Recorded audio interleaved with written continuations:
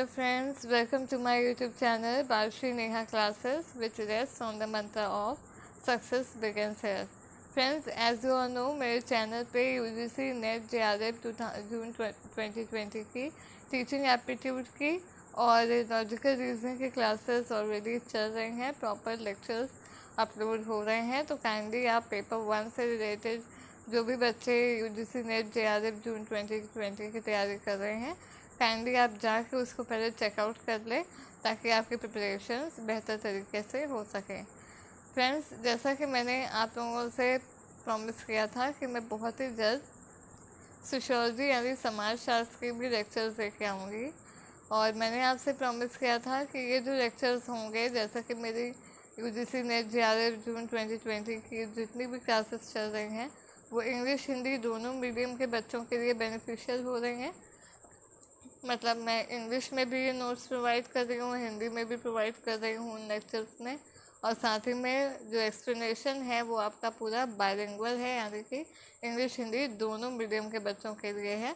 वैसे ही ये जो सोशियोलॉजी यानी समाजशास्त्र की क्लासेस हैं, ये भी आपकी जो हैं ये दोनों मीडियम के बच्चों के लिए बेनिफिशियल होंगी, चाहे वो इंग्लिश मीडियम हो चाहे वो हिंदी मीडियम के बच्चे हों। अच्छा, मैंने पहले ही आपको बताया था कि ये जो सोशियोलॉजी के लेक्चर्स हैं वो केवल UGC नेट JRF की जो तैयारी कर रहे हैं, जिन्होंने पेपर सेकंड में सोशियोलॉजी ऑप्ट किया हुआ है, केवल उनके लिए ही बेनिफिशियल नहीं है। जो भी बच्चे ग्रेजुएशन में, पोस्ट ग्रेजुएशन में यानी कि BA में, MA में, या जो 11th-12th में जिन्होंने सोशियोलॉजी सब्जेक्ट ऑप्ट किया है यानी कि समाजशास्त्र ऑप्ट किया हुआ है, जो हायर स्टडीज़ में सोशियोलॉजी ऑप्ट कर रहे हैं, या जो रिसर्च की लाइन में सोशियोलॉजी जिनका सब्जेक्ट है, जो क्रेट की प्रिपरेशन कर रहे हैं, यानी कि जो इलाहाबाद यूनिवर्सिटी का हमारा एंट्रेंस एग्जामिनेशन है PhD का, उसमें जो सोशियोलॉजी सब्जेक्ट से आगे बढ़ रहे हैं उन बच्चों के लिए, और साथ ही साथ जो IAS PCS की भी सोशियोलॉजी सब्जेक्ट से प्रिपरेशन कर रहे हैं, उन सभी बच्चों के लिए मेरी ये क्लासेस बेनिफिशियल होंगी, क्योंकि मैं आपको सोशियोलॉजी की बेसिक से लेके पूरा एडवांस स्टडी यहाँ पे डील कराऊंगी। साथ ही साथ में सारे थिंकर्स, सारे राइटर्स, सारे कॉन्सेप्ट्स यहाँ पे डील होंगे।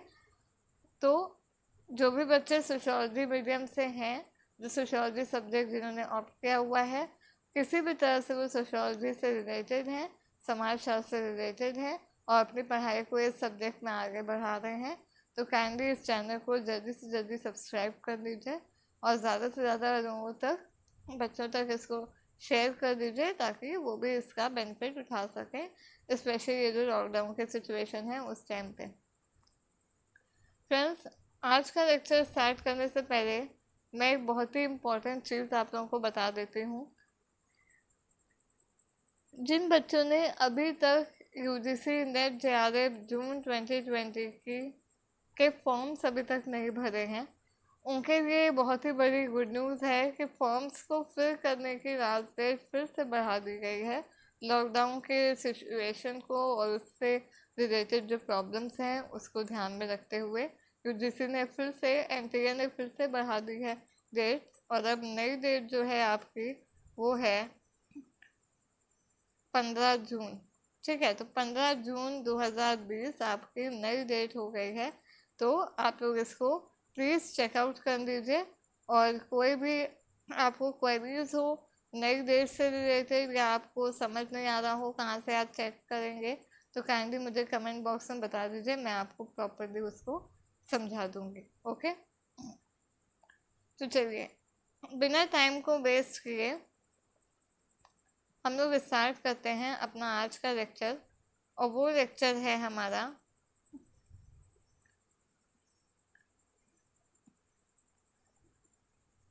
सोशियोलॉजी समाजशास्त्र का लेक्चर 1 है। अब क्योंकि मैंने बोला कि सोशियोलॉजी को मैं अब बेसिक से एडवांस लेके जाऊंगी, तो सबसे पहले पता होना चाहिए कि सोशियोलॉजी आया कहाँ से, सोशियोलॉजी है क्या, आया कहाँ से, तो ये सब पहले आपको पता होना चाहिए, बेसिक। अच्छा, इन कॉन्सेप्ट से भी आपके क्वेश्चंस आ सकते हैं UGC नेट में, तो ये आप बिल्कुल भी मत सोचिए कि ये इमर्जेंस ऑफ सोशियोलॉजी जो है ये आपके कोर्स में मेंशन नहीं है, तो इससे रिलेटेड आंसर भी या क्वेश्चन भी आपसे नहीं पूछा जाएगा। ऐसा ज़रूरी बिल्कुल भी नहीं है। एनटीए आपकी ओवरऑल नॉलेज चेक करता है किसी भी सब्जेक्ट से।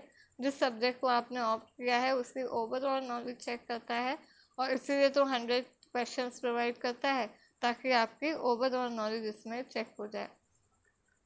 तो किसी भी कॉन्सेप्ट को पढ़ने से पहले उसके बेसिक को जानना ज़रूरी है। वैसे ही किसी भी सब्जेक्ट को पढ़ने से पहले वो सब्जेक्ट कहाँ से आया, उसका सब्जेक्ट के आने का क्या रीज़न था, उसको भी जानना बहुत ज़रूरी है। आधे से ज़्यादा चीज़ जो आपका कॉन्सेप्ट्स हैं, जो सोशियोलॉजी है, वो तो इसी से आप को रिलेट करके फिर अपने आंसर्स को फ्रेम कर सकेंगे। ठीक है, तो पहले मैं बता देती हूँ कि आज का जो लेक्चर है वो सोशियोलॉजी समाजशास्त्र का लेक्चर 1 है, जिसमें आज मैं लेके आई हूँ emergence of sociology in Europe part 1, जिसको हम बोलेंगे यूरोप में समाजशास्त्र का उद्भव भाग 1। अब यहाँ पे बच्चों को डाउट हो रहा होगा कि मैंने यूरोप यहाँ पे क्यों डाला हुआ है। ठीक है, तो इसकी बेहतर अंडरस्टैंडिंग के लिए आपको मेरी नेक्स्ट स्लाइड समझनी पड़ेगी। फ्रेंड्स, ये एक छोटा सा डायग्राम है जो मेरा सेल्फ मेड है ड्यूरिंग द प्रिपरेशंस। आप इसको प्लीज़ स्क्रीनशॉट कर लीजिए, क्योंकि अगर आपने ये समझ लिया तो इमर्जेंस ऑफ सोशियोलॉजी तो आपको फिर कहीं भूल ही नहीं सकता किसी भी तरीके से। ठीक है, तो पहले आप स्क्रीनशॉट ले लीजिए इसका। I am waiting.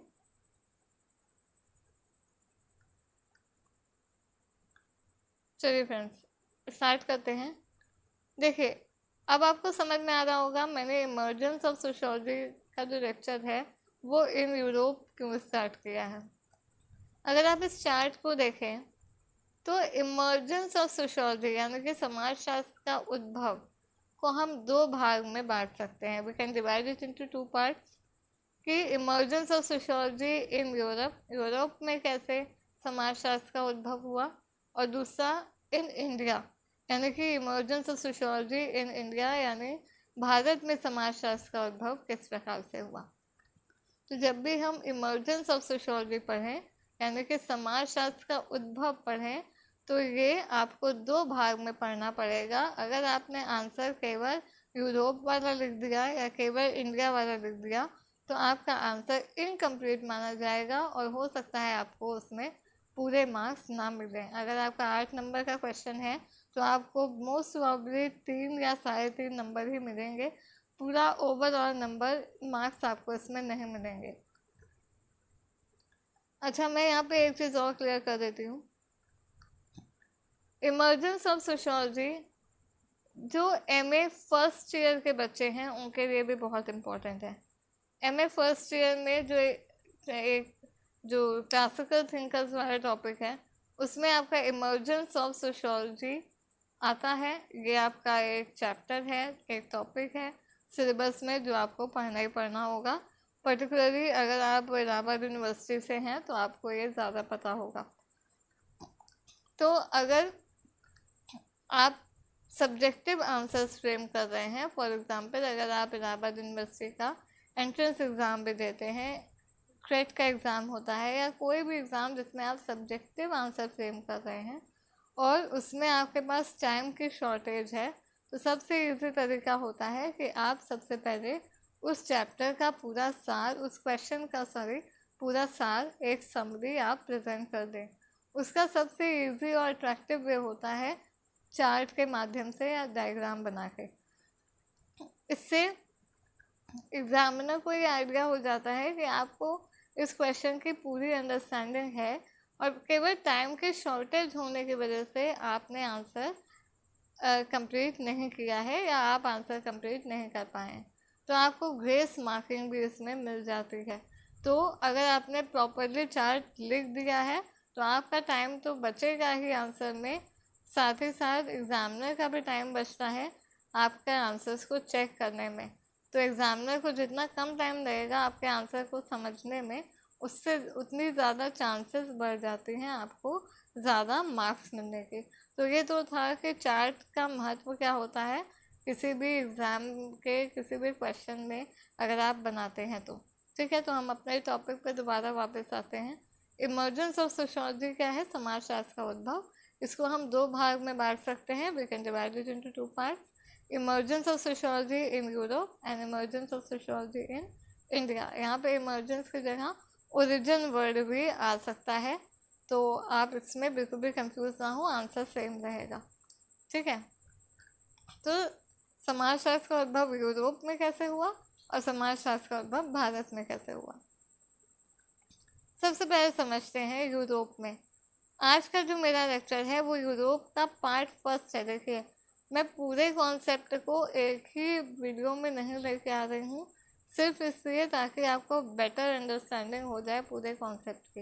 ये जो पूरा टॉपिक है इमर्जेंस ऑफ सोशियोलॉजी, ठीक है, मैं डायरेक्ट राइटर्स पे और थिंकर्स में मूव ऑन नहीं कर रही हूँ, क्योंकि मैंने जैसे बताया कि किसी भी जैसे कॉन्सेप्ट को समझने के लिए उसके बेसिक को समझना ज़रूरी है। ठीक उसी तरह से किसी सब्जेक्ट को पढ़ने से पहले उस सब्जेक्ट का मेन मोटो क्या है, मेन पर्पस क्या है, वो समझना ज़रूरी है।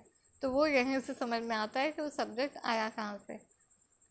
चलिए, यूरोप की अगर हम बात करते हैं तो यूरोप में अगर हम समाजशास्त्र के उद्भव की बात करें तो इसके दो कारक हैं, दो फैक्टर्स हैं। एक है सोशल फैक्टर और एक है इंटेलेक्चुअल फैक्टर, सामाजिक कारक और बौद्धिक कारक। सामाजिक कारक में हम दो क्रांतियों को देखते हैं जो यूरोप में हुई, जिनके पीछे के कुछ कारण थे, कुछ दो रेवोल्यूशंस थी जिनके पीछे के कुछ कारण थे, कुछ कॉजेस थे जिनकी वजह से ये दोनों क्रांतियाँ हुई, ये दोनों रेवोल्यूशंस हुए, और इन रेवोल्यूशंस की वजह से कुछ इफ़ेक्ट्स आए सोसाइटी में, और फिर देखा गया कि सोसाइटी में बहुत से चेंजेस आ रहे हैं। तो एक ऐसा सब्जेक्ट पर्टिकुलर होना चाहिए जो इन चेंजेस को बेहतर तरीके से साइंटिफिकली समझ सके। ठीक है, इसीलिए सोशियोलॉजी का जन्म हुआ, बर्थ हुआ या इमर्जेंस हुआ। ठीक, तो सोशल फैक्टर्स में आपको दो चीज़ें पढ़नी हैं। फ्रेंच रेवोल्यूशन ने कैसे सोशियोलॉजी के इमर्जेंस में हेल्प किया और इंडस्ट्रियल रेवोल्यूशन ने कैसे सोशियोलॉजी के इमर्जेंस में हेल्प किया, फ्रांसीसी क्रांति और औद्योगिक क्रांति। वहीं यूरोप में दूसरी चीज़ थी इंटेलेक्चुअल फैक्टर्स, यानी कि बौद्धिक कारक भी थे। बौद्धिक कारक में दो चीज़ें थी फिर से, इंटेलेक्चुअल्स के व्यूज़ थे, यानी बुद्धिजीवियों के विचार थे। उस समय कुछ बहुत से बुद्धिजीवी थे उस टाइम के, जैसे वोल्टेयर हो गए, रूसो हो गए, आपके जॉन लॉक हो गए, मॉन्टेस्क्यू हो गए। इनके कुछ विचार थे, मतलब उस समय की परिस्थितियों को देखते हुए उन्होंने उन परिस्थितियों का खंडन किया और उन्होंने कहा कि नहीं, ऐसा नहीं होना चाहिए, ऐसा होना चाहिए। तो वो उनका एक विचार था, एक आइडियोलॉजी थी। वो विचार भी लोगों के भीतर जन्म देने लगा। उन्होंने अपने विचारों का प्रचार प्रसार किया, लोग उनके विचारों से सहमत हुए, उनके आइडियोलॉजी को उन्होंने अप्रिशिएट किया कॉमन पीपल ने, और वो उनको इनकॉर्पोरेट करने लगे, उसको यूज़ करने लगे, अपनी लाइफ में उतारने लगे। तो उससे भी सोसाइटी में बहुत से चेंजेस आए। तो फिर से बात आती है कि सोसाइटी में क्योंकि चेंजेस आए, लेकिन चेंजेस आने के साथ ही साथ ऐसा नहीं था कि सोसाइटी एकदम से ख़त्म हो गई, समाज एकदम से ख़त्म हो गए या नष्ट हो गए, ऐसा नहीं हुआ। सोसाइटी कंटिन्यू हुई, जैसा कि सोसाइटी का पहला ही कॉन्सेप्ट होता है कि सोसाइटी यूनिवर्सल है और परवेसिव है, कंटिन्यूअस है, ये चलती रहती है, समाज चलता रहता है।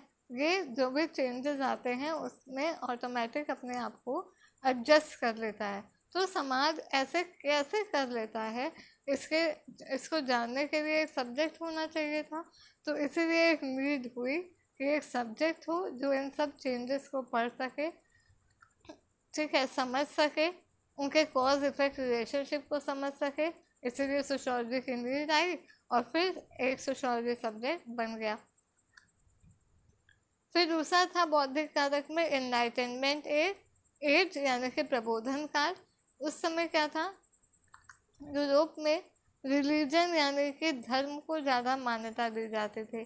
डिवाइन किंगशिप एक वर्ड होता है जिसकी वहाँ पे मान्यता ज़्यादा थी, यानी कि हमारा जो किंग है, जो राजा है वही हमारा भगवान है। मतलब राजा ने जो कह दिया, किंग ने जो कह दिया वही हमारा धर्म है, हम उसी को मानेंगे, चाहे भले ही वो गलत हो या सही हो।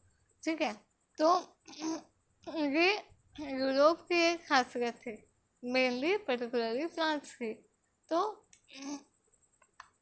साथ ही में क्या हुआ, कुछ लोग ऐसे थे जिन्होंने इनलाइटनमेंट को अपनाना यूज़ किया। इनलाइटनमेंट का मतलब यहाँ पे यही है, बुद्धि का यूज़ करना। लोगों ने प्रैक्टिकलिटी को जब अप्लाई करना स्टार्ट कर दिया, लॉजिक को ज़्यादा मान्यता देने लगे, और इरिस्पेक्टिव ऑफ रिलीजन, कि किसी भी चीज़ को ऐसे ही नहीं मानेंगे जब तक उसके पीछे का कारण ना जान ले, मेन कॉज ना जान ले, मेन उसका इफेक्ट ना जान ले।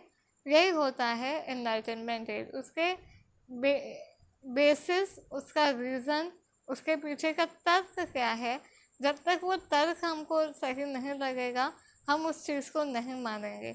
यही था प्रबोधन काल में लोगों के विचार।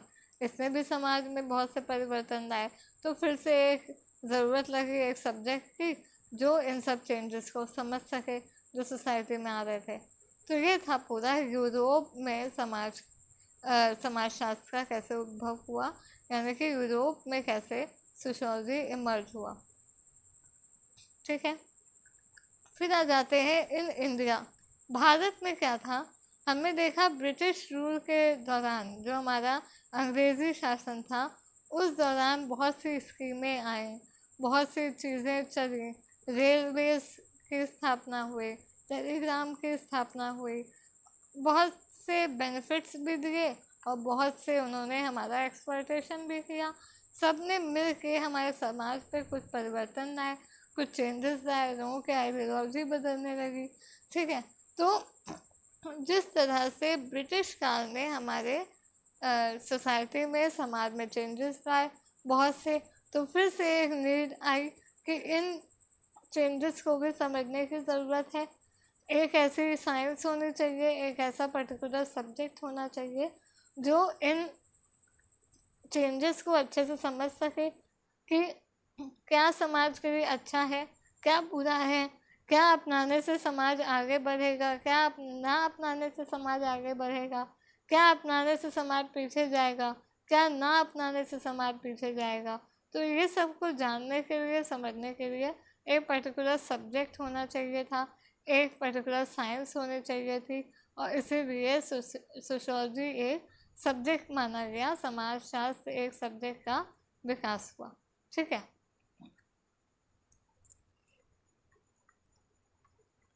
अब यहाँ अगर आप नीचे देखें,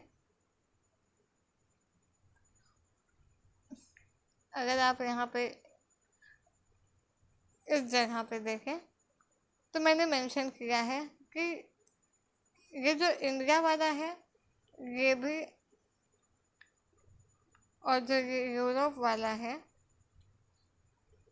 ये भी, दोनों ने मिलके सोसाइटी में बहुत से चेंजेस लाए, और इन्हीं चेंजेस को समझने के लिए, पढ़ने के लिए, जानने के लिए, उनके असर को जानने के लिए अगस्त कॉम्टे, जो एक फ्रेंच सोशोलॉजिस्ट हैं, फ्रांस के सोशोलॉजिस्ट हैं, उन्होंने, इनको फादर ऑफ सोशोलॉजी भी बोला जाता है, इन्होंने सोचा कि एक नया सब्जेक्ट होना चाहिए जो इन सब चेंजेस को पढ़ सके, समझ सके, जान सके, कैसे वो चेंजेस हमारी सोसाइटी में परिवर्तन ला रहे हैं, कैसे वो चेंजेस हमारी सोसाइटी को अफेक्ट कर रहे हैं, उन चेंजेस के बावजूद कैसे हमारी सोसाइटी निरंतर आगे बढ़ती जा रही है, उन चेंजेस के बावजूद कैसे सोसाइटी अपने आप को फिर से एडजस्ट कर लेती है, बैलेंस कर लेती है, और वो निरंतर आगे बढ़ती जाती है। इसी सब को साइंटिफिक तरीके से पढ़ने के लिए उन्होंने एक सब्जेक्ट बनाया, एक कॉइन किया, एक नया सब्जेक्ट डिस्कवर किया जिसको बोला गया सोशियोलॉजी, समाजशास्त्र, जो इन्होंने 1838 में किया। Thus to study the changes brought about in the society by these factors, यानी कि जो यूरोप में जितने फैक्टर्स थे, इंडिया में जो फैक्टर्स थे, Auguste Comte coined a new subject sociology in 1838। ठीक है, सोशियो माने होता है, यहाँ पे मैं आपको एक चीज़ और बता देती हूँ,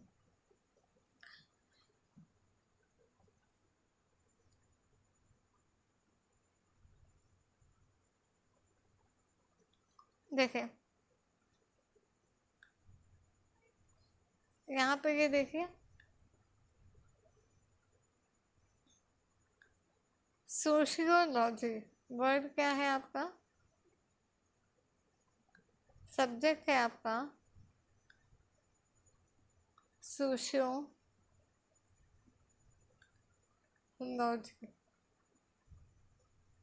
ठीक है।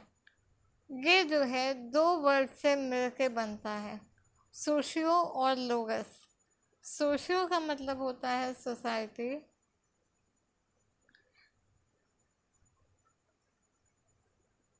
और लोगोस का मतलब होता है, ये ग्रीक वर्ड्स हैं, लोगोस का मतलब होता है आपका स्टडी। तो दोनों को मिला के अगर हम बोलें तो सोशियोलॉजी क्या है, साइंस विच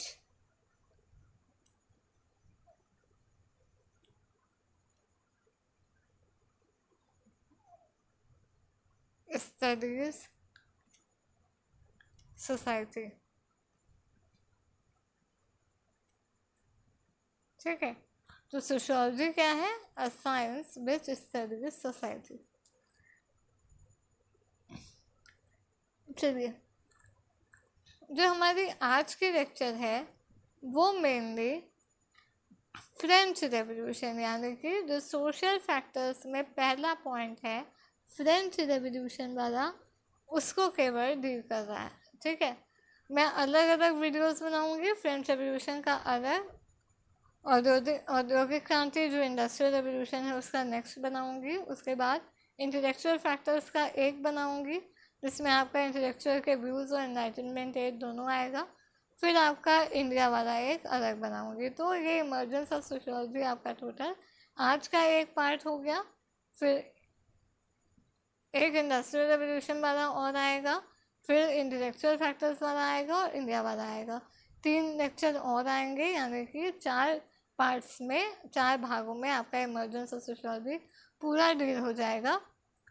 इसी में जो पोस्ट ग्रेजुएशन वाले स्टूडेंट्स हैं उनका एक टॉपिक और बनता है यहाँ पे, एनलाइटनमेंट क्या है, वो भी यहीं पे कॉन्सेप्ट क्लियर हो जाएगा। नेक्स्ट जो मेरे इंटेलेक्चुअल फैक्टर वाले वीडियो आएंगे। चलिए अब जल्दी से फ्रेंच रेवोल्यूशन पढ़ लेते हैं कि फ्रेंच रेवोल्यूशन क्या था। फ्रेंड्स, यहाँ पे मैंने इंग्लिश और हिंदी दोनों में प्रोवाइड किया है, तो आप चेकआउट कर लीजिए। मैं यहाँ पे आपको बेसिकली पहले समझा देती हूँ क्या है। सबसे पहले फ्रेंच रेवोल्यूशन को समझने के लिए ज़रूरी है कि फ्रांस की सामाजिक संरचना उस समय किस तरह की थी उसको समझना बहुत ज़रूरी है। Social structure of French society उस समय कैसा था। A 13th century French representation of the tripartite social order of the Middle Ages। 3 तरह के क्लासेस उस समय चल रही थी फ्रांस में, जिनमें पहली थी आपकी फर्स्ट स्टेट आपकी क्लर्जी थी, दूसरी नोबिलिटी थी, और तीसरी थी हमारी second was the nobility, and the third state में कॉमन ग्रुप ऑफ पीपल थे, ठीक है। तो ये 3 क्या थे, कैसे इन्होंने प्रभाव डाला है, इसको यहाँ पर समझना है। सोशल, यहाँ पे देखिए फ्रेंच रेवोल्यूशन को आप एक कहानी की तरह, एक स्टोरी की तरह समझेंगे तो बहुत ही इजी तरीके से आप समझ सकेंगे, ठीक है। चलिए, क्रांति के कारणों को सामाजिक परिस्थिति में भी देखा जा सकता है। फ्रांसीसी समाज विषम और विघटित था। वह समाज 3 वर्गों या स्टेट्स में विभक्त था। प्रथम स्टेट पादरी वर्ग था, जिसमें प्रीस्ट और किंग आ जाते हैं। तो जो फर्स्ट स्टेट है आपका, ये नेक्स्ट साइड में आप देखिए, फर्स्ट स्टेट है आपका क्लर्जी। इसमें हायर जो क्लासेस थी उनको लिया जाता था, उसमें मेनली आपका जो प्रीस्ट और किंग आते हैं वो थे, ठीक है। द्वितीय स्टेट में आपके कुलीन वर्ग यानी कि निम्न वर्ग, यानी कि आपका जो वॉरियर्स वगैरह, ये इनको नेक्स्ट स्टेट माना जाता था। फिर उसके बाद आपका तृतीय स्टेट आता था कॉमन पीपल, ठीक। तो सबसे ज़्यादा जो पावर थी वो थी फर्स्ट स्टेट में, यानी कि क्लर्जी में।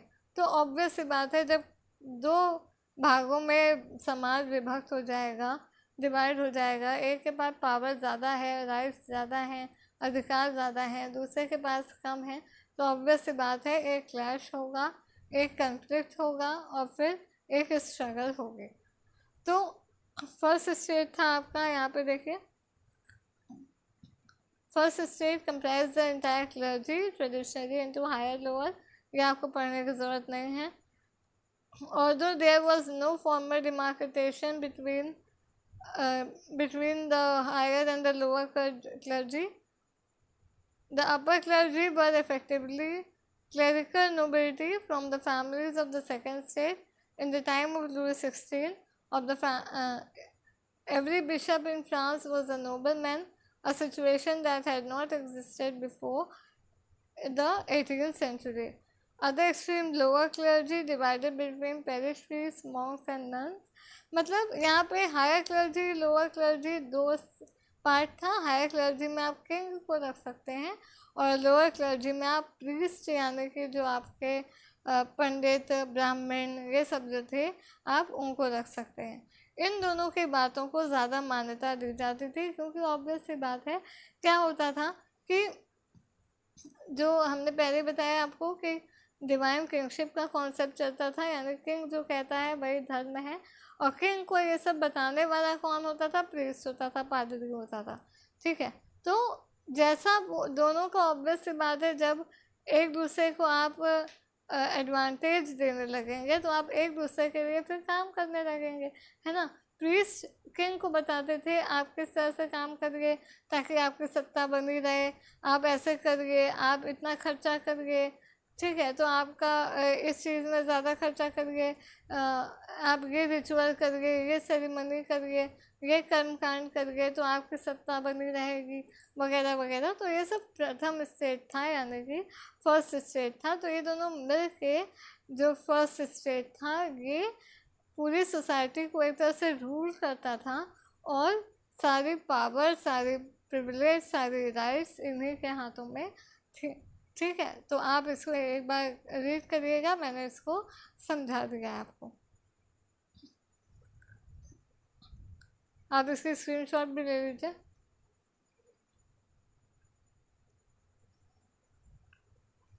सेकेंड स्टेज जो था आपका वो देख लेते हैं, वो नोबिलिटी था, यानी कि royalty and the other monarch himself who stood outside the system of states. The second stage nobilis, यहाँ पे आपको मेन चीज़ समझने की है कि जो सेकंड स्टेज था उसमें कौन कौन लोग आते हैं, उसको आप यहाँ पे देखिए हिंदी वाले में। ब्रिटिश स्टेट, कुलीन वर्ग ब्रिटिश स्टेट में शामिल था, और सेना हो गई, यानी कि आपके वॉरियर्स, मैंने पहले बताया जो वॉरियर्स, सोल्जर्स, ये सब जो थे, ये आप बिजनेसमैन, ये सब जो थे ये आपके द्वितीय स्टेट में आते थे। कुलीन वर्ग लेकिन ये थे मतलब कि जितनी भी पावर्स थी वो डोमिनेट करता था फर्स्ट स्टेट, और ये जो सेकंड स्टेट था वो उनके ऑर्डर्स को सिर्फ फॉलो करता था। हाँ, इनकी बस इतनी सी प्रिविलेज थी थर्ड स्टेज के ऊपर, और जो तीसरी श्रेणी है, तृतीय श्रेणी, उसके ऊपर बस उनकी इतनी सी राइट ज़्यादा थी कि इनको टैक्सेस नहीं देने पड़ते थे, कर नहीं देने पड़ते थे। इनको बहुत तरीके के करों से मुक्ति प्रदान करी गई थी, एग्जम्पशन प्रदान किया गया था। ऑब्वियसली क्योंकि ये बिजनेसमैन थे, सोल्जर्स थे, आर्मी थी, तो आर्मी किंग के कहने पे ही चलती है, तो ऑब्वियस सी बात है दोनों की साठगांठ होती थी।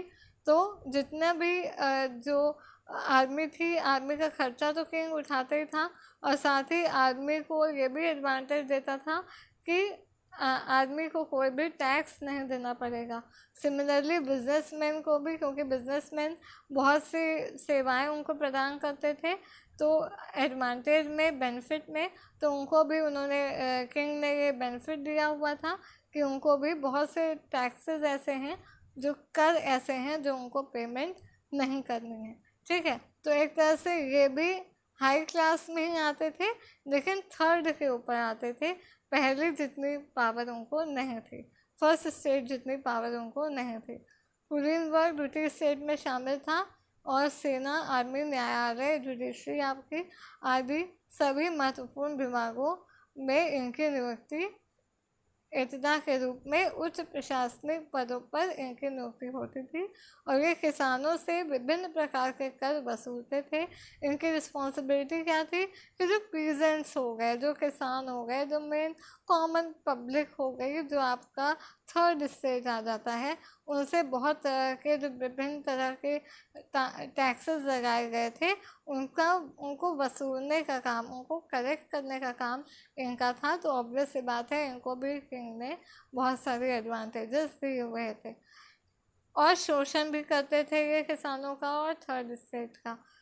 यद्यपि रिशु और लुई 14 के समय कुलीनों को अनेक अधिकारों से वंचित कर दिया गया था, किंतु आगे लुई 15वां और 16वें ने, यानी कि जो लुई 16 की बात होती है, जो किंग था उस समय का फ्रांस का, जब ये फ्रेंच रेवोल्यूशन हुई तो उसने फिर से इन लोगों को, सेकंड स्टेट वालों को, बहुत सी पावर्स फिर से दे दी थी कि वो जिस तरह से चाहे लोगों से, यानी कि थर्ड स्टेट वालों के से, कॉमन पीपल से, पीजेंट से, किसानों से कर जिस तरह से चाहे वसूल कर सकते हैं, टैक्स जैसे चाहे वसूल कर सकते हैं, जिस तरह से उनका शोषण करना चाहे कर सकते हैं, अपना काम जितना ज़्यादा से ज़्यादा निकलवाना चाहे निकाल सकते हैं। तो इनका पूरी बहुत से तरीके की राइट्स इनको दे दी गई थी जिनका वो गलत इस्तेमाल करने लगे थे। और ऑब्वियस सी बात है जब दो स्टेट मिलकर पावर को मिस यूज़ करने लगेंगे तो तीसरे स्टेट के मन में, तीसरी श्रेणी के मन में उनके विरुद्ध एक एजिटेशन आ जाएगा और वो उनके विरुद्ध हो जाएंगे, कन्फ्लिक्ट हो जाएगा और दोनों के बीच में क्लैश हो जाएगा। ठीक है, तो चलिए यही था कुलीनबर्ग यानी कि द्वितीय स्टेट। थर्ड स्टेट मैंने पहले बताया गया। तृतीय स्टेट के लोग जनसाधारण वर्ग से संबंध थे जिनमें कोई विशेषाधिकार प्राप्त नहीं था। इनमें निम्न मध्यम वर्ग किसान, मजदूर, शिल्पी यानी कि क्राफ्ट्समैन, आर्टिसंस, व्यापारी और बुद्धिजीवी लोग शामिल थे, मतलब इंटेलेक्चुअल्स, एजुकेशनिस्ट। इस वर्ग में भी भारी असमानता थी। इन सभी वर्गों की अपनी अपनी समस्याएं थी। ठीक है, तो ये था आपका थर्ड स्टेज जो मैंने आपको पहले समझा दिया। अब ये संरचना समझने के बाद जो हमारी मेन जो सोशल स्ट्रक्चर था सोसाइटी का फ्रांस में, उसको समझने के बाद ये ज़रूरी होता है कि अब हम समझें कि फ्रेंच रेवोल्यूशन का मेन कारण क्या बने, कॉजेस। यहाँ पे फ्रेंड्स आपको परेशान होने की ज़रूरत नहीं है, ये इंग्लिश की साइड है, आगे मैंने सब कुछ हिंदी में भी प्रोवाइड किया हुआ है, तो बिल्कुल परेशान होने की ज़रूरत नहीं है। देखिए अगेन ये चार्ट बहुत इंपॉर्टेंट है, आप इसको देख लीजिए अपने एग्ज़ाम में, अगर आप इसको कोट कर सकें तो नथिंग लाइक दैट आप बहुत ज़्यादा नंबर इसमें गेन कर पाएंगे।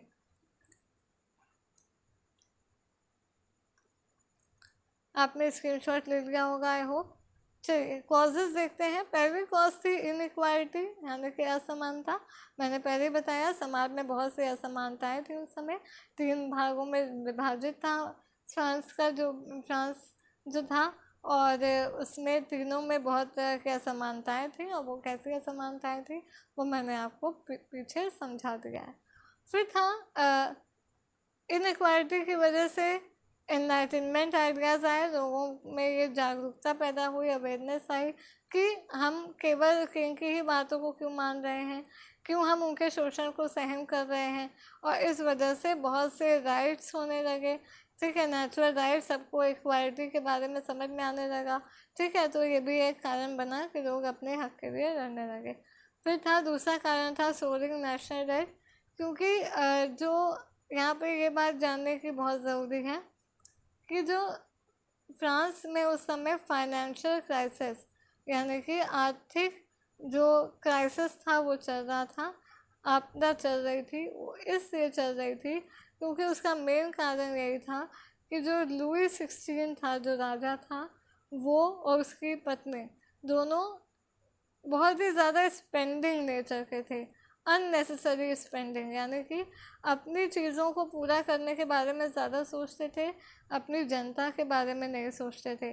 साथ ही अपनी आर्मी की अननेसेसरी वांट्स को पूरा करना, अपने लाव लश्कर को बनाने के लिए बहुत सारे लोन ले लेना, बहुत सारे ऋण ले लेना, ठीक है, उधार ले लेना, और फिर उसको चुका ना पाना, क्योंकि चुका तो वही पाएगा ना जो खुद उसको कमा पाएगा। लेकिन जब राजा का खुद ही उतना राजा इतना खुद ही संपन्न नहीं था कि उसको खुद समझ में आए कि किस तरह का इकोनॉमिक रिफॉर्म करें कि हमारे सोसाइटी में बेटर अर्निंग हो पाए, तो वो किस तरह से उन लोन्स को चुकाएगा। तो इसी वजह से बहुत ज़्यादा इंटरनेशनल डेट हो गया था, यानी कि नेशनल इंटरनेशनल डेट हो गया था, यानी बहुत सारा कर्ज हो गया था सर पे। तो इस वजह से भी, कर्ज की वजह से भी क्या हो रहा था कि वो जो खाद्यान्न थे यानी फूड प्रोडक्ट्स थे उसके दामों को बेतहाशा बढ़ा रहा था, जिससे कि जो थर्ड स्टेट था हमारा उसके ऊपर बहुत ही ज़्यादा बर्डन पड़ने लगा। उसने टैक्सेस को बहुत ही ज़्यादा हाई कर दिया राजा ने, किंग ने, और तो इसका अननेसेसरी बर्डन फिर से किस पे पड़ा, लास्ट स्टेट पे पड़ा। पीजेंट्स किसानों से अननेसेसरली वो वसूलने लगा था टैक्स वगैरह, दामों चीज़ों के दाम अननेसेसरली बहुत हाई कर दिए थे। तो ये सब भी एक विद्रोह का कारण बना। फिर था सोरिंग फूड प्राइसेस, वही मैंने बताया, क्योंकि अब जब नेशनल डेट ज़्यादा है, इंटरनेशनल लोन आपका ज़्यादा है, ऋण ज़्यादा है, तो उसको चुकाने के लिए आपको पैसा चाहिए। तो आप कैसे चुकाएंगे, आपके खुद में तो ये सामर्थ्य थी नहीं किंग के ऊपर कि वो खुद ऐसा कुछ इकोनॉमिक रिफॉर्म करे कि उसकी सोसाइटी में खुद अर्निंग होने लगे कंट्री में। ऐसा तो वो कुछ कर नहीं पा रहा था। तो उसने क्या किया, लोगों से अननेसेसरली चीज़ों के दाम बढ़ा दिए, और लोग जिसको पे नहीं कर पा रहे थे, दे नहीं पा रहे थे चीज़ों के दाम, फूड प्राइसेस को, तो फिर उन्होंने विद्रोह करने के बारे में सोचा और विद्रोह किया। ठीक है, यहाँ पे एक चीज़ आप देख रहे होंगे,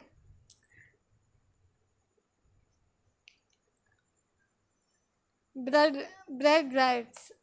ब्रेड राइट्स क्या, ब्रेड आंदोलन। ब्रेड आंदोलन क्या हुआ, जैसा कि मैंने बताया कि जो किंग था लुई 16 वो, और उसकी वाइफ मैरी एंटोनेट, आगे नाम आएगा नेक्स्ट साइड में आप देख पाएंगे, दोनों ही lavish spending, lavish life style को जीने वाले थे।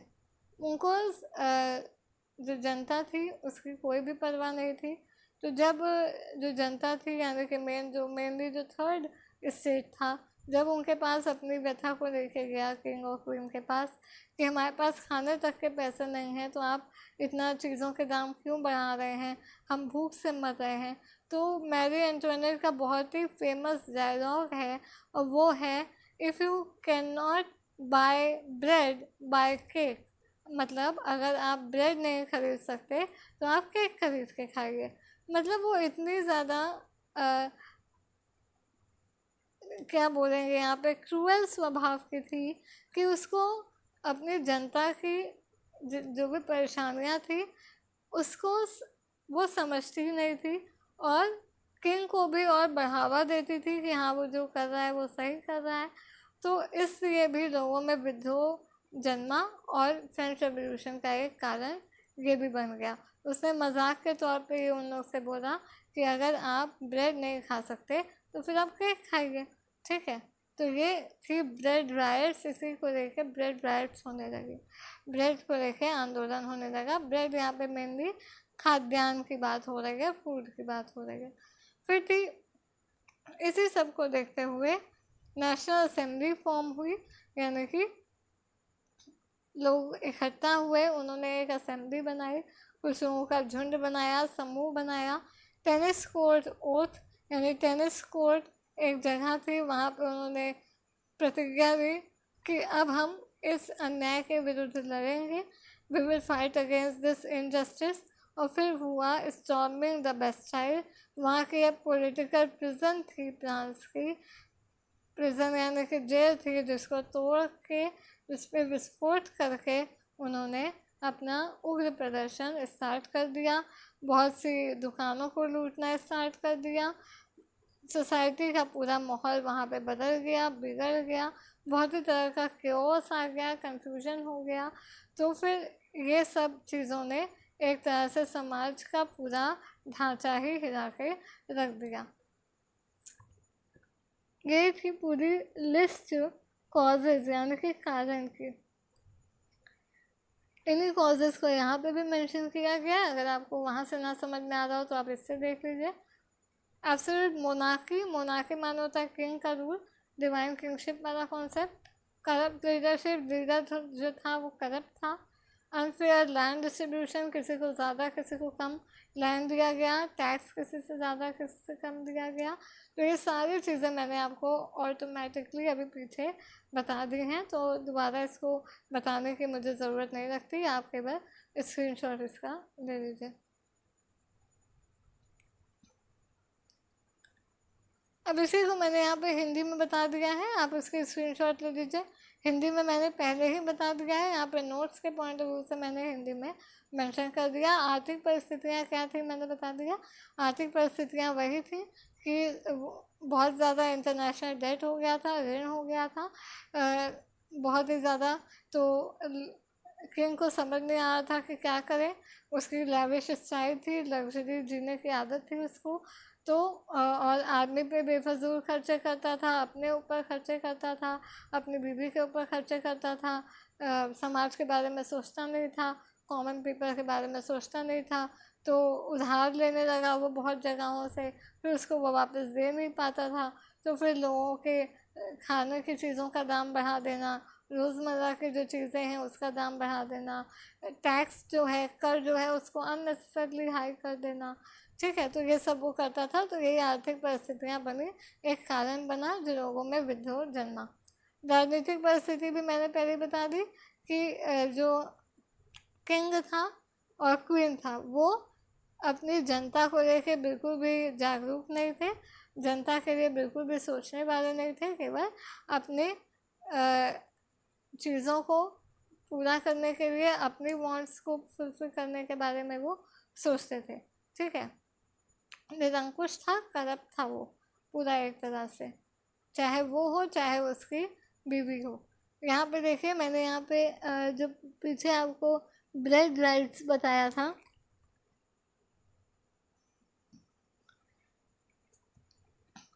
जो उसने उसकी बीवी ने बोला था कि अगर आप ब्रेड नहीं खरीद सकते तो आप केक खरीदिए, तो वो यहाँ पे दिया हुआ है, आप देख लीजिए।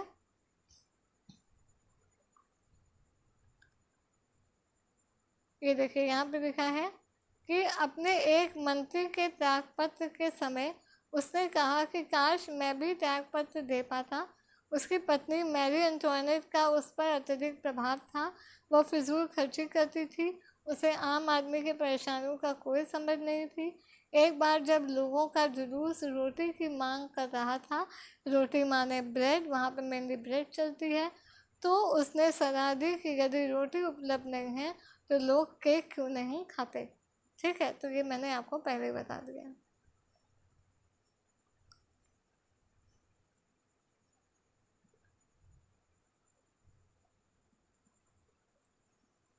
ये आपका सामाजिक परिस्थितियाँ, जो सामाजिक परिस्थितियों में वही आ जाता है, तीनों जो स्टेट्स हैं, तीनों जो श्रेणियाँ हैं, कैसे उनमें विद्रोह जन्मा।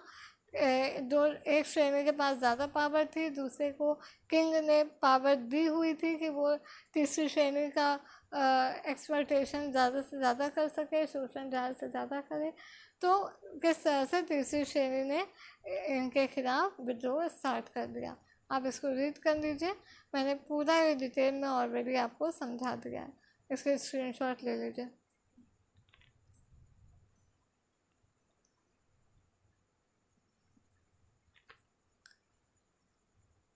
नेक्स्ट साइड आ जाती है आपकी फ्रेंच रेवोल्यूशन के क्या इफ़ेक्ट्स हुए।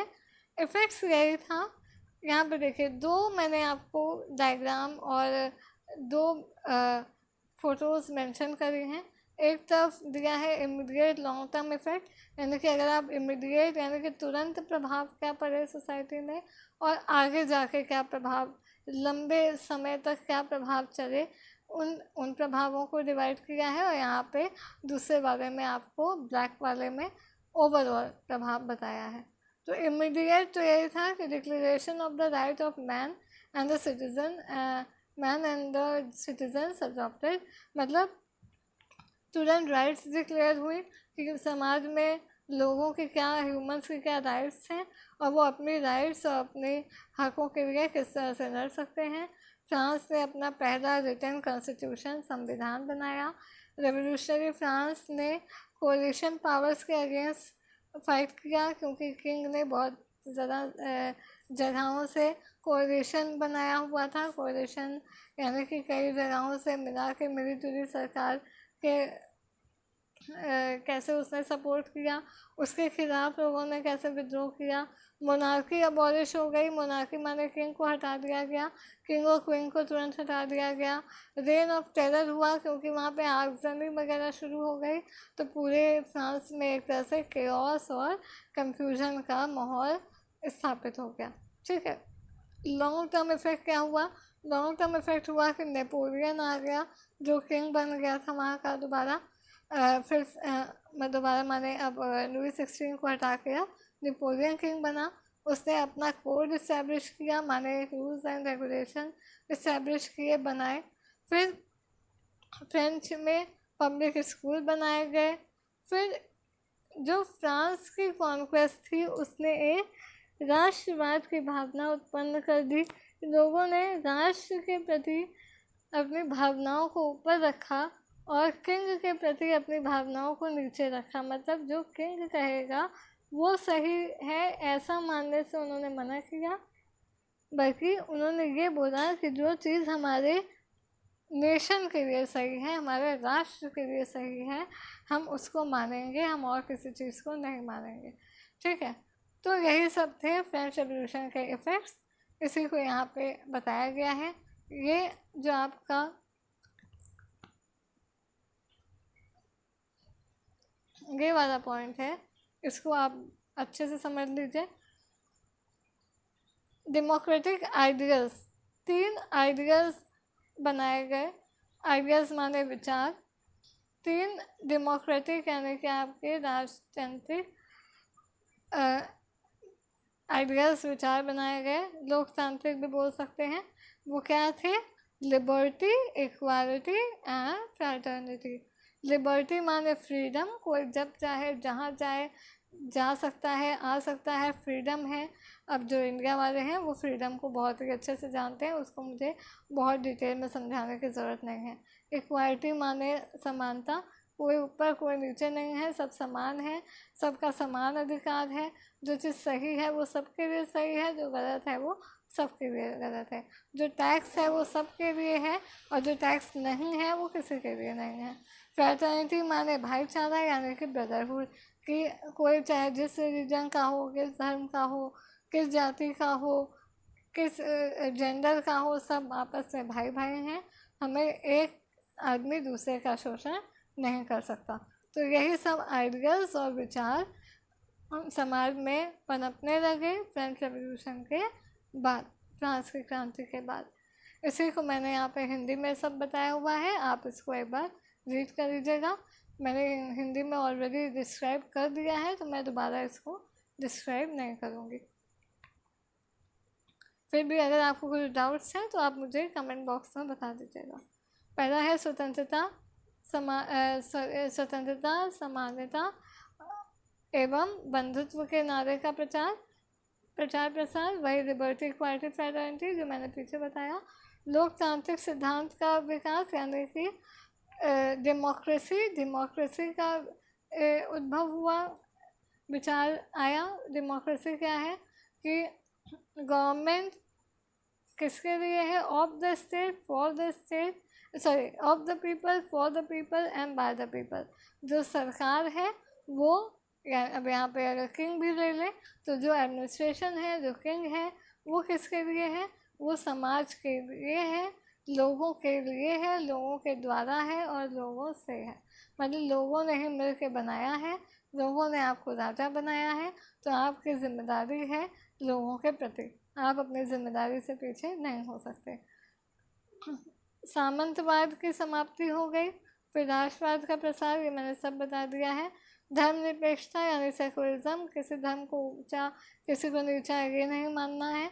सैन्यवाद का विकास हुआ, माने जो सोल्जर्स हैं, जो आर्मी है वो किंग के इंडिपेंडेंट है। आर्मी नेशन को पहले रखेगी, कंट्री को ऊपर रखेगी, किंग के ऊपर नहीं रखेगी। जो कंट्री के लिए, जो राष्ट्र के लिए हितकारी है, सेना वो करेगी, ना कि जो किंग कहेगा उसे करेगी। अब ये आ जाते हैं 4 स्टेजेस। ये आपके इस फ्रेंच रेवोल्यूशन में वैसे तो आपको याद करने की ज़रूरत नहीं है, लेकिन जो यूजीसी नेट जेआरएफ की तैयारी कर रहे हैं वो इसको बस याद कर लें, समझ लें कि 4 स्टेजेस हैं। फ्रेंच रेवोल्यूशन को हम 4 चरण में बांटते हैं। पहला चरण को मॉडरेट फेज बोलते हैं, जो 1789 से 1791 के बीच में हुआ। सेकेंड स्टेज को रेडिकल फेज हुआ, 1792 1794 के बीच में। तीसरा कंजर्वेटिव फेज 95 से 99, और फोर्थ नेपोलियनिक फेज 99 से 1815। अब ये बस आपको याद रखना है नाम। मॉडरेट फेज पहला, radical phase second, conservative phase third, और Napoleonic phase last. Moderate phase जब आपका मीटिंग होने लगी उनके खिलाफ, किंग के खिलाफ वगैरह, और कैसे लोगों ने सोचा कि हम कैसे उनके खिलाफ लड़ेंगे, ये सब हुआ। फॉल ऑफ द बेस्टाइल, जो माने प्रिजन था, उसको कैसे तोड़ा फोड़ा गया। फिर रेडिकल फेज आया जब बहुत ही ज़्यादा उग्र प्रदर्शन होने लगे, वो आपका रेडिकल फेज में आ जाता है। फिर कंजर्वेटिव फेज आया, कि कंजर्वेटिव फेज माने अब जो रेडिकल फेज के बाद जितना भी विध्वंस मचा, जितना भी केओस मचा, उसको कैसे फिर से सही किया जाए, कैसे समाज को दोबारा पटरी पर लाया जाए, ये कंजर्वेटिव फेज था। फिर नेपोलियनिक फेज आया, यानी कि जब नेपोलियन आए किंग बन के, उन्होंने अपना एक नेपोलियनिक कोड इस्टेब्लिश किया, कि उन्होंने रूल्स एंड रेगुलेशन इस्टेब्लिश किए। वहाँ से स्टार्ट करते हुए जब तक नेपोलियन रहा, मतलब जब तक नेपोलियन यहाँ पे फ्रांस का राजा रहा तब तक। इसी को फ्रांस की क्रांति के 4 चरण में बोला गया है। प्रथम को संवैधानिक राजतंत्र का चरण, दूसरे को उग्र गणतंत्रवाद का चरण, तीसरे को उदार गणतंत्रवाद का चरण, और चौथे को तानाशाही एवं साम्राज्यवादी चरण। ठीक है, ये था आपका पूरा फ्रेंच रेवोल्यूशन। अब इसी फ्रेंच रेवोल्यूशन ने बहुत से इफ़ेक्ट्स आए, जैसा कि मैंने बताया। इन इफ़ेक्ट्स को सोसाइटी में जो चेंजेस आए उसको कैसे समझा जाए, कैसे जाना जाए, उसके कॉज एंड इफ़ेक्ट को कैसे समझा जाए, क्या उससे प्रभाव पड़ा सोसाइटी पे, फिर भी सोसाइटी ने कैसे अपने आप को एडजस्ट कर दिया, वो चल रही है, ये सब पढ़ने के लिए एक नीड आई, एक ज़रूरत लगी कि एक सब्जेक्ट होना चाहिए। तो अगस्त कोम्प ने 1838 में सोशियोलॉजी का डिस्कवरी करी। ठीक है, तो फ्रेंड्स यही था आज की class, emergence of sociology in Europe का पार्ट फर्स्ट। आई होप आप लोगों को अच्छा लगा होगा। फ्रेंड्स अगर चैनल अच्छा लग रहा है तो प्लीज़ आप सब्सक्राइब कर दीजिए, नोटिफिकेशन बेल आइकन को ज़रूर दबा दीजिए, क्योंकि जैसे ही मैं कोई नया लेक्चर पोस्ट करती हूँ उसके वीडियोस आपको तुरंत के तुरंत नोटिफिकेशन मिल जाएगा। फ्रेंड्स प्लीज़ लाइक और कमेंट ज़रूर करिए, कोई भी डाउट्स हैं वो कमेंट बॉक्स में ज़रूर बता दीजिए। आपके लाइक करने से एक मोटिवेशन मिलता है आगे वीडियोस बनाने का। और प्लीज़ शेयरिंग इस केयरिंग का महत्व को समझिए लॉकडाउन के टाइम पे, और जितना ज़्यादा से ज़्यादा शेयर कर सकते हैं उतना ज़्यादा शेयर करें और लोगों को इसका बेनिफिट ज़्यादा से ज़्यादा पहुंचाएं। So friends, for now, thanks for watching and thank you.